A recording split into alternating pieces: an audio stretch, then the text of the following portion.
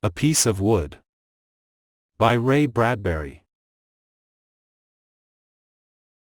"Sit down, young man," said the official. "Thanks." The young man sat. "I've been hearing rumors about you," the official said pleasantly. "Oh, nothing much. Your nervousness. You are not getting on so well. Several months now I've heard about you, and I thought I'd call you in. Thought maybe you'd like your job changed. Like to go overseas, work in some other war area? Desk job killing you off, like to get right in on the old fight?" "I don't think so," said the young sergeant. "What do you want?" The sergeant shrugged and looked at his hands. "To live in peace. To learn that during the night, somehow, the guns of the world had rusted, the bacteria had turned sterile in their bomb casings, the tanks had sunk like prehistoric monsters into roads suddenly made tar pits. That's what I'd like." "That's what we'd all like, of course," said the official. "Now stop all that idealistic chatter and tell me where you'd like to be sent. You have your choice, the Western or the Northern War Zone."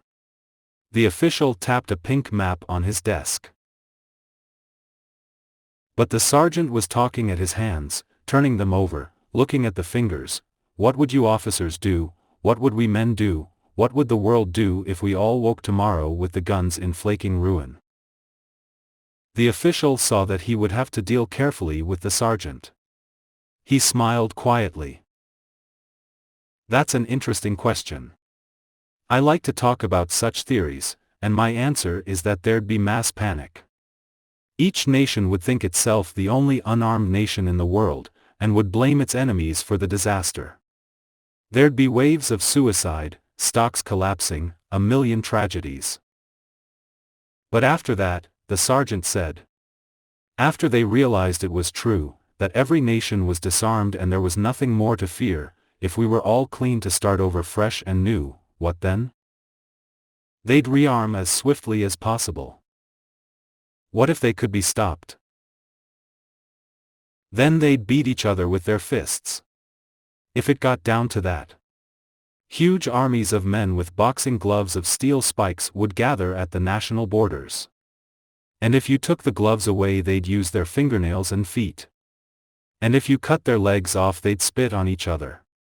And if you cut off their tongues and stopped their mouths with corks they'd fill the atmosphere so full of hate that mosquitoes would drop to the ground and birds would fall dead from telephone wires." "Then you don't think it would do any good?" the sergeant said. "Certainly not.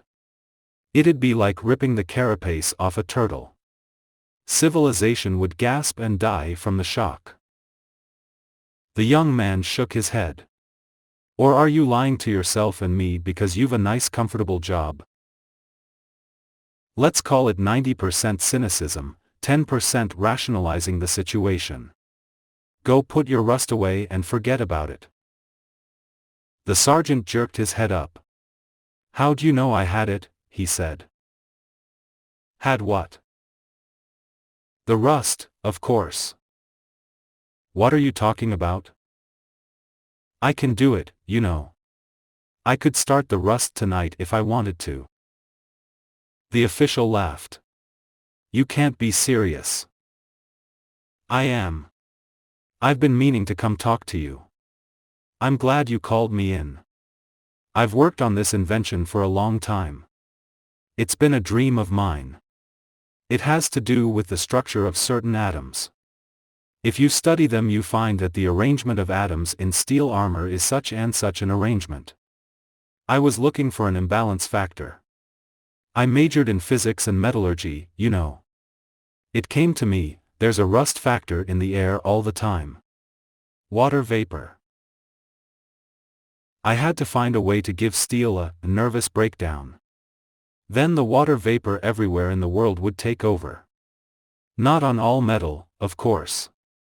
Our civilization is built on steel. I wouldn't want to destroy most buildings. I'd just eliminate guns and shells, tanks, planes, battleships. I can set the machine to work on copper and brass and aluminium, too, if necessary. I'd just walk by all of those weapons and just being near them I'd make them fall away. The official was bending over his desk, staring at the sergeant.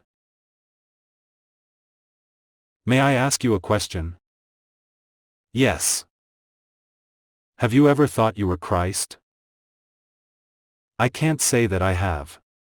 But I have considered that God was good to me to let me find what I was looking for, if that's what you mean.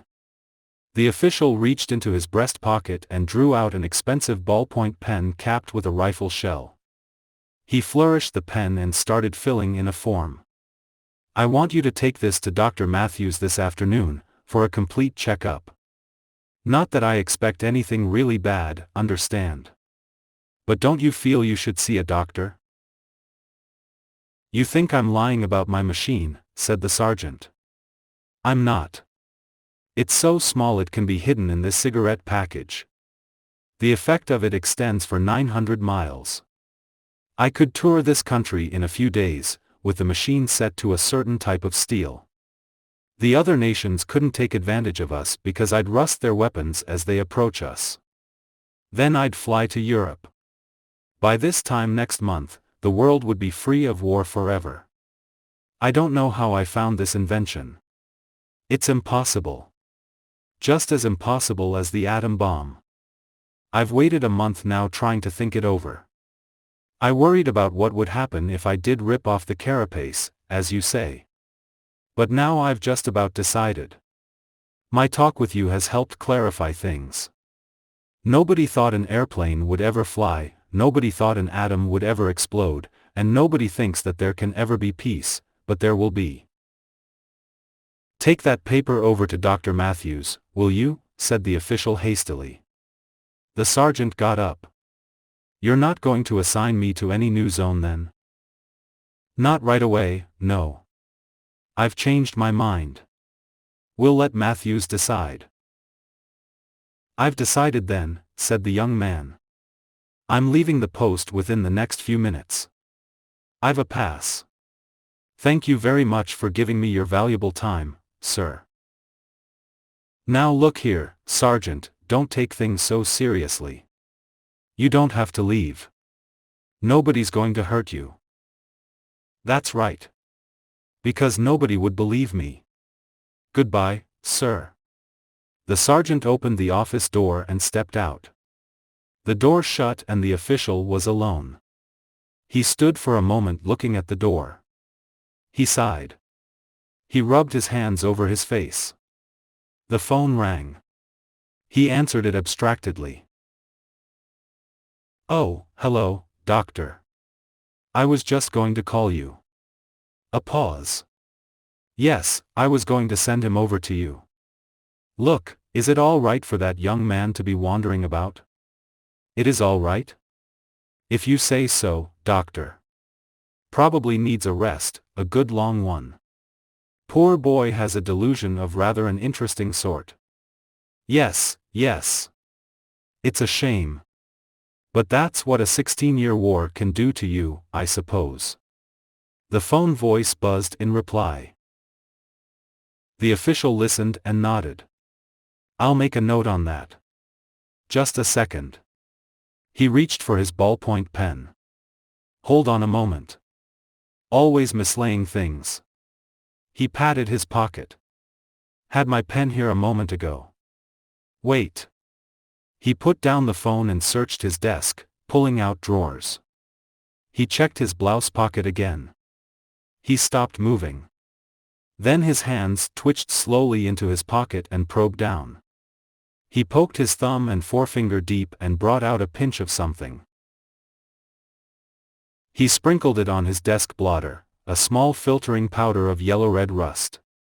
He sat staring at it for a moment. Then he picked up the phone. Matthews, he said, get off the line, quick. There was a click of someone hanging up and then he dialed another call.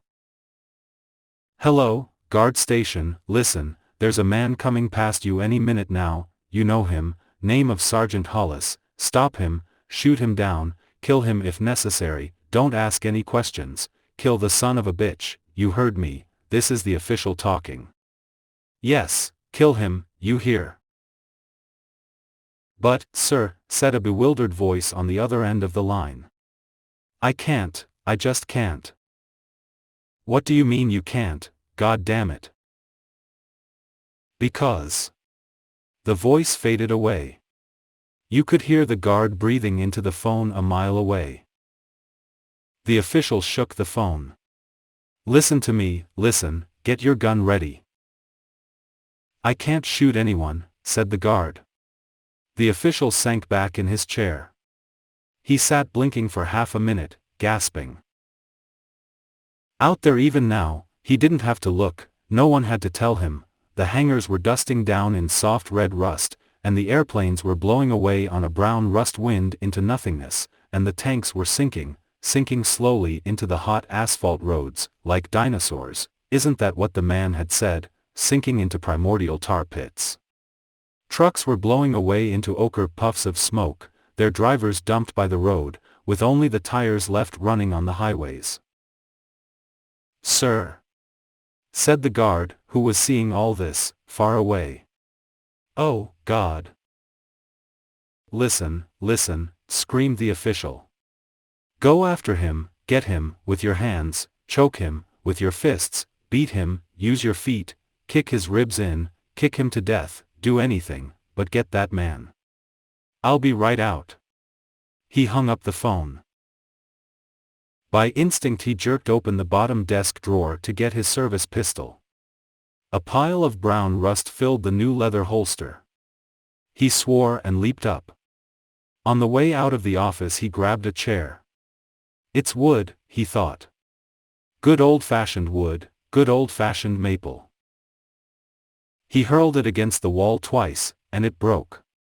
Then he seized one of the legs, clenched it hard in his fist, his face bursting red, the breath snorting in his nostrils, his mouth wide.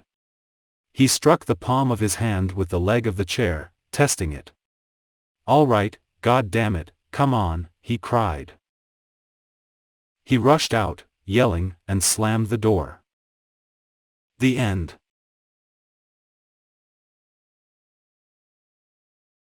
Is there a story you want to hear? Leave it in the comments below. Thanks for watching.